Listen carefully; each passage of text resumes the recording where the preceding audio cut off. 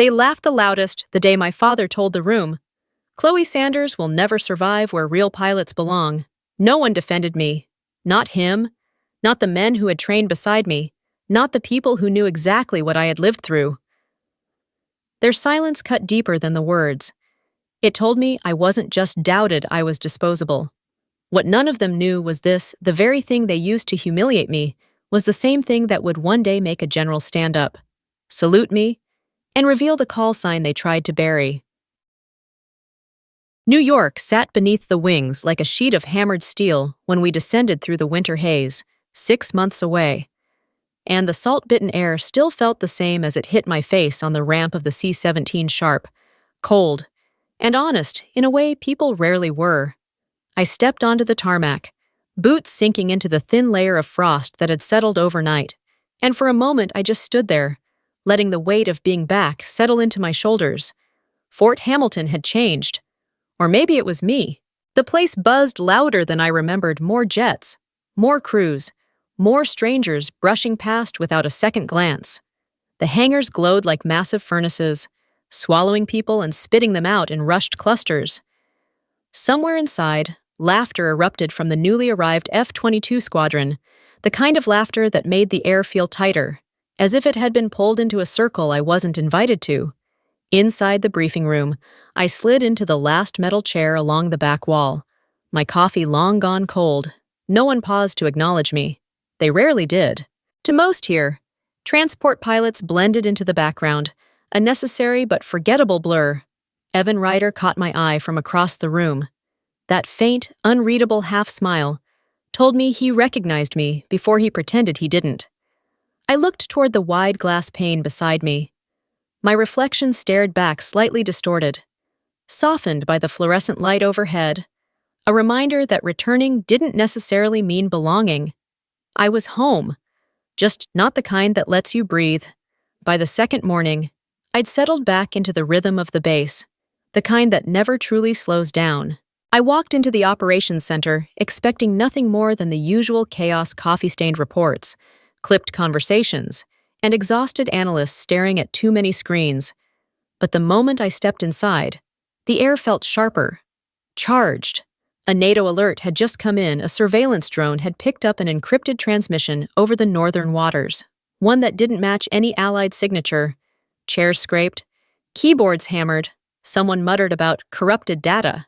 I moved toward the projection wall, almost out of habit, slipping into the room the way I always had, quiet enough that most people barely noticed. The code danced across the screen in uneven pulses, each rhythm a little too familiar. For a heartbeat, something inside me froze. Then the recognition came all at once, cold and precise. I knew this pattern. I had lived this pattern. My voice came out lower than I meant. Has anyone tried reversing the chain? A young officer, eyes locked on his monitor, barely acknowledged me. We've got it under control. Just stick to your transport duties. But as minutes passed, one algorithm after another failed. Frustration flickered across the room. Someone swore. Another slammed a pencil against the desk. I stepped closer. No invitation. No permission. The code shifted again. My mind moved on instinct, counting intervals, tracing the hidden cadence beneath the interference. I stripped away the noise layer by layer until the message cracked open. Not a mistake. Not a glitch. A deliberate signal built on the exact architecture I'd once worked against in a mission no one dared mention. The room fell into a strange hush behind me. When I stepped back, Evan Ryder was in the doorway, staring as if he'd just stumbled onto a puzzle piece he didn't know he was missing. Surprise wasn't the whole of it. Suspicion always arrives just a second later. He took a slow breath. "Where'd you learn to do that?" "Sanders." I kept my eyes on the console, grounding myself. Not here. It was all I would give him. All I could give. But the shift in the room was immediate. Conversations dipped into whispers. Heads turned.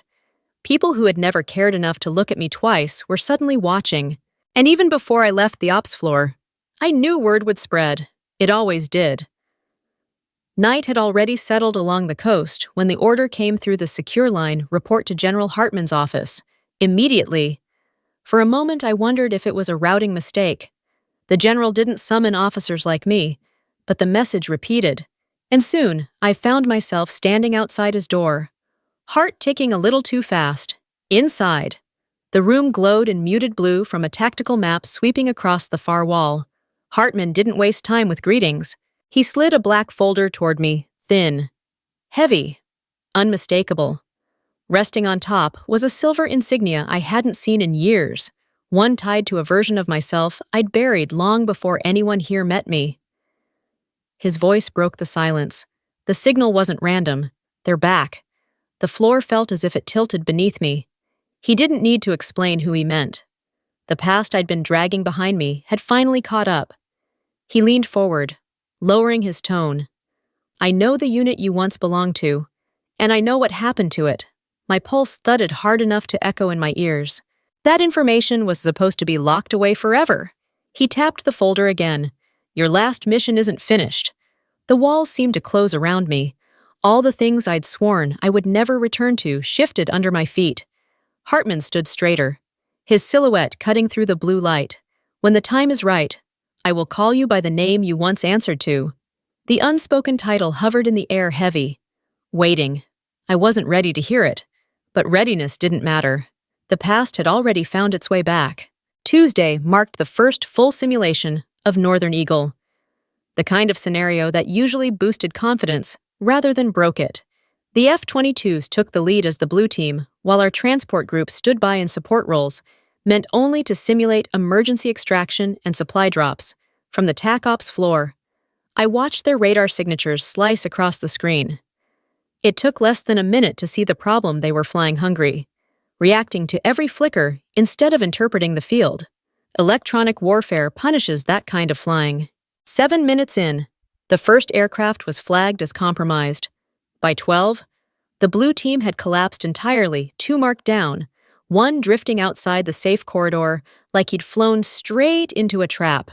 The whole map bled red, and the room erupted. Someone cursed. Someone else smacked a console. Even the lights felt harsher. I pressed my fingers against the metal edge of the screen. Their failure felt like déjà vu, an echo of a disaster I had never outrun. That was when Evans stormed in, heat rolling off him as he jabbed a finger in my direction. You loaded the wrong tactical support files. That's why they got shredded. My jaw tightened. Support files don't pull triggers. Aiden Clark shoved forward, face flushed, voice dripping contempt. There she goes again, acting like she knows more than actual combat pilots. A muted comment behind them cut through their noise. I didn't need to hear the whole thing. The tone said enough. I ignored it. I focused on the radar instead, because they're faint. Shifting was a distortion I recognized instantly, not a system hiccup, not pilot error, a decoy pattern, one I had seen before, in a place no one here had clearance to discuss. I leaned toward the radar operator, lowering my voice. Do you see that tailing interference at 213? He glanced up, eyes narrowing. Only high-level tactical pilots catch that. I didn't answer. The truth sat heavy in my chest. The shouting around me grew louder, but the distortion said more than any of them could. Someone had manipulated the simulation, and whoever it was knew exactly what they were doing. Evan closed the distance between us, frustration twisting his expression. Stop pretending you understand warfare. My reply came out calm. Too calm. I understood it long before this room ever did. The silence that followed cracked through the air like a pressure shift. For the first time, they didn't know how to look at me. By afternoon, the hallways had quieted, but the tension hadn't. I stepped out of TAC Ops only to freeze at the sight waiting for me. My father. He stood rigid in his old flight jacket, the Alaska Squadron patch still clinging to the sleeve. His expression carried no warmth, only expectation sharpened by disappointment. I heard about this morning, he said. They gave you a simple task, and you still failed. The air thinned, not because of his words, but because I'd heard them before, on a day I never speak of. What are you doing here? I managed. Observer, he said. Here to see if you deserve that rank. Before I could answer, footsteps approached. Evan stopped beside him, wearing that thin, knowing smirk. Did she ever tell you, sir? Her entire unit disappeared on a classified mission. She was the only one left. My father's stare cut sharper. Is that true? It wasn't accusation. It was confirmation of every doubt he had about me. It wasn't my fault, I said quietly. He didn't soften. He only sighed, heavy and final. Don't drag others into what you couldn't fix. The hall felt colder. The radio echoes from years ago rose in my mind, panic. Static. Explosions. Then clarity struck. I turned to Evan. Who told you about that mission? He only smiled. Someone inside the system had leaked what was meant to stay buried. Someone wanted my past to surface. I walked away, leaving them behind. One man who'd commanded me, one man who'd raised me. And in that moment, I understood Northern Eagle wasn't a training exercise. It was a warning. By the next morning, the TAC Ops floor still felt bruised from yesterday. A scrape on the wall, a cracked headset on a console, and the kind of stiff silence that made everyone glance my way. Then pretend they hadn't. I ignored it all. My focus sharpened the instant I saw the flashing alert on the main screen. The signal had come back. A third time. Stronger, clearer, unmistakably deliberate. I sat at the radar station, and before the operator could even adjust the filters, I recognized the cadence vibrating through the interference. It wasn't random noise.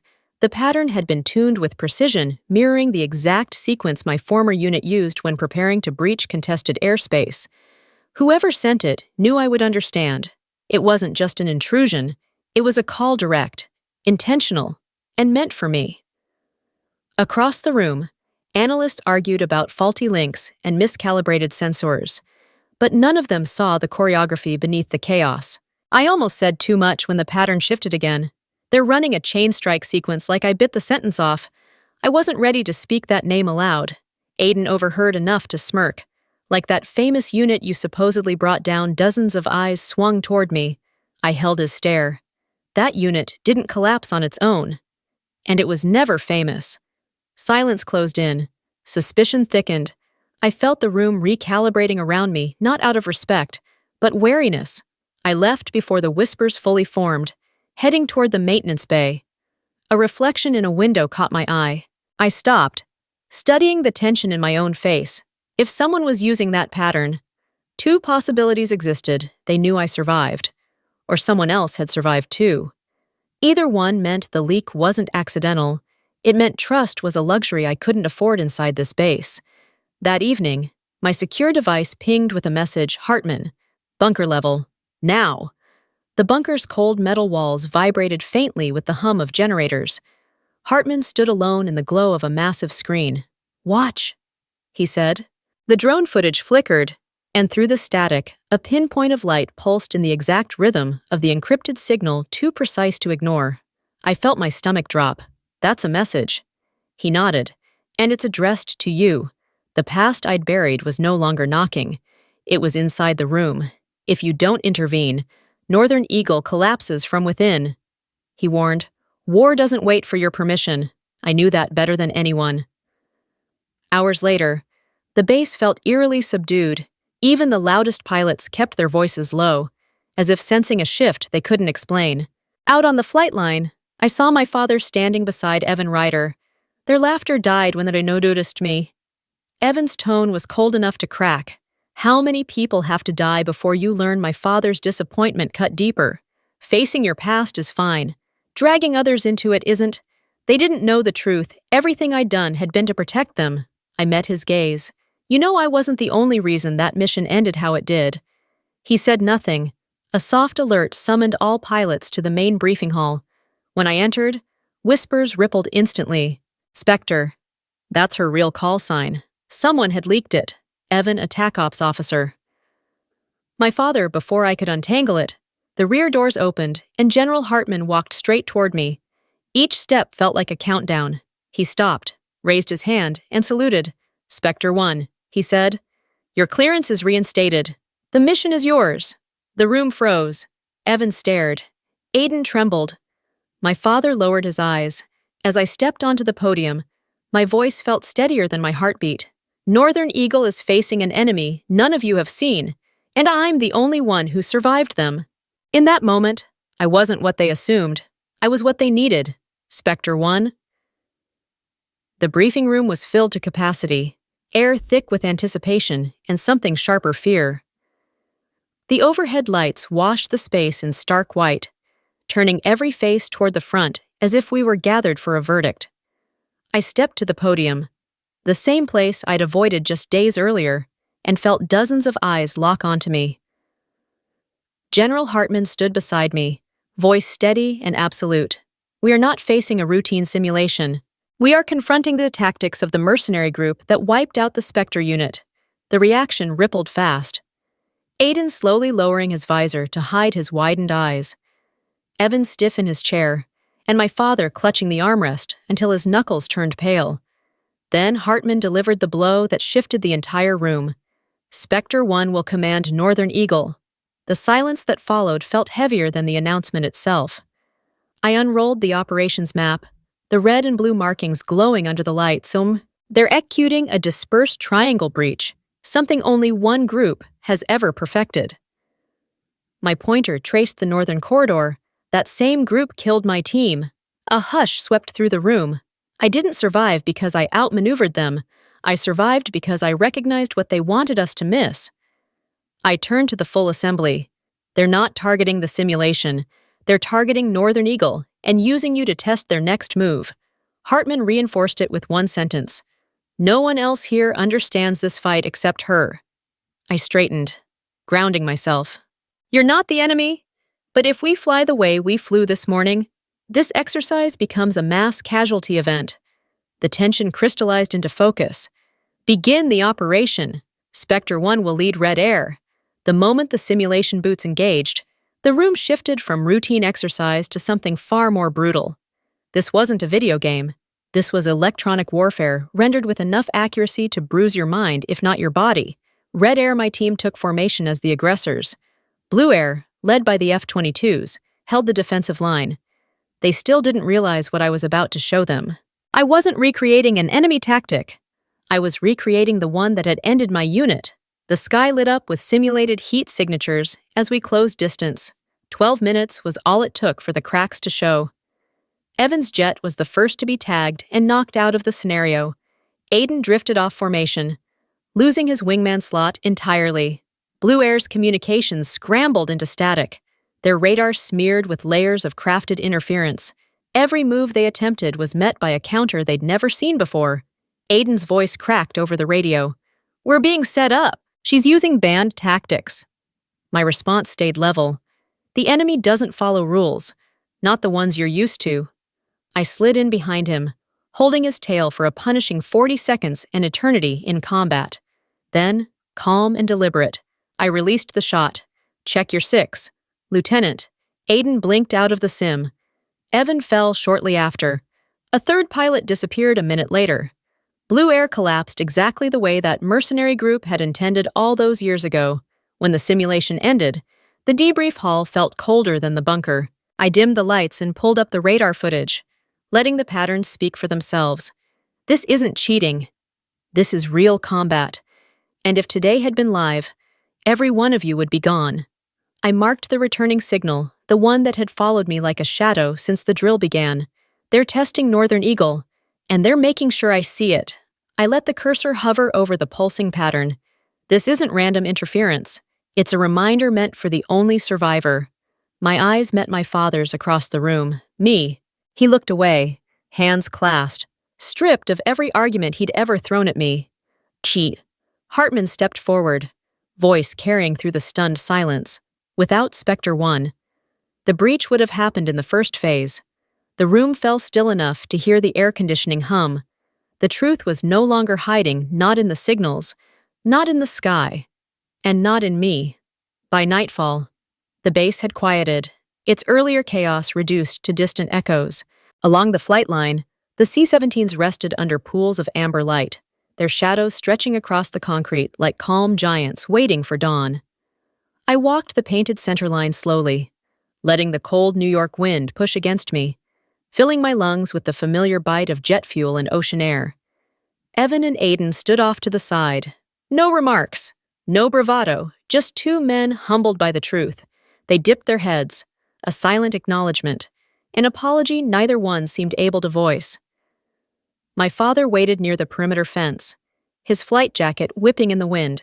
He parted his lips as if to speak, then closed them again. Whatever he wanted to say wasn't ready. And I no longer needed to pull it from him. I didn't approach. I didn't retreat. I simply stood between what I had been and what I was becoming. General Hartman found me there and handed me a blue folder. Its weight familiar. NATO had issued New Orders Electronic Warfare Command, Rapid Deployment. His voice softened in a way I hadn't heard before. They need Specter One. I turned toward the aircraft ahead of me. The same model others once dismissed. The one that had carried me through battles and back into myself. My fingers brushed the silver insignia in my pocket, its edges warm from my hand. Climbing the ladder, I paused at the top and looked back at Fort Hamilton one last time. I am Chloe Sanders, and I am Specter One. The engines roared to life, the hatch sealed, and the future opened beneath my wings.